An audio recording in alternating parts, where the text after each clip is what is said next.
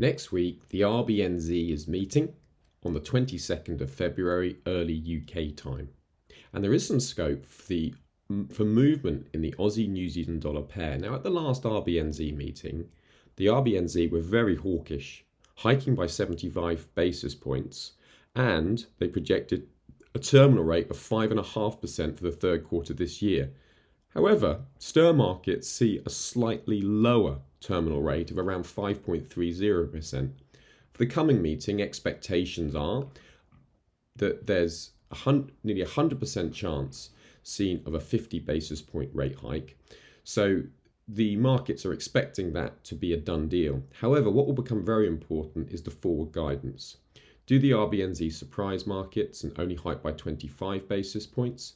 They might look at some of their employment data, which has been a little bit weaker recently. You can see here on the 31st of January, unemployment ticked a little bit higher, employment change just a little bit lower than expected, labour costs slightly down. So it is possible that the RBNZ decide that they're starting to see some encouraging signs, that inflation is starting to show some signs of peaking. And if I just show you this RBNZ inflation print, what you'll see is that over the last three prints, there is sort of some signs of topping that the RBNZ might take some comfort from. So the best tradable opportunity for this print would be if the RBNZ take a more dovish stance, either only hike by 25 basis points or revise their forward guidance lower, then it would be well worth looking at the strong seasonal pattern.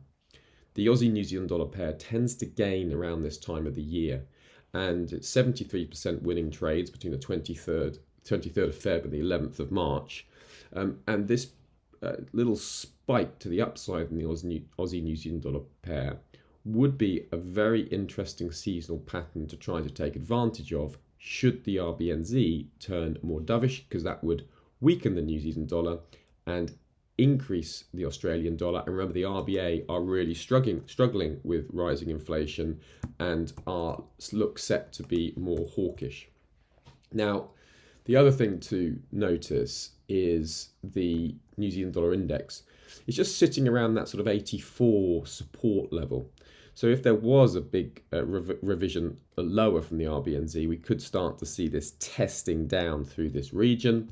And the Aussie-New Zealand dollar pair as itself, you can see it's just sitting above this monthly trend line. That would be a potentially nice area for going long, particularly if we sort of got a drop down between now and next week with the RBNZ rate decision. So there's a few of the reference points. Now, the major trade risk here, of course, is if the RBNZ remain concerned about rising inflation, it still is pretty high, and if they become more hawkish, which would likely strengthen the New Zealand dollar and would negate this seasonal pattern outlook. Remember, don't just trade it, but Seasonax it.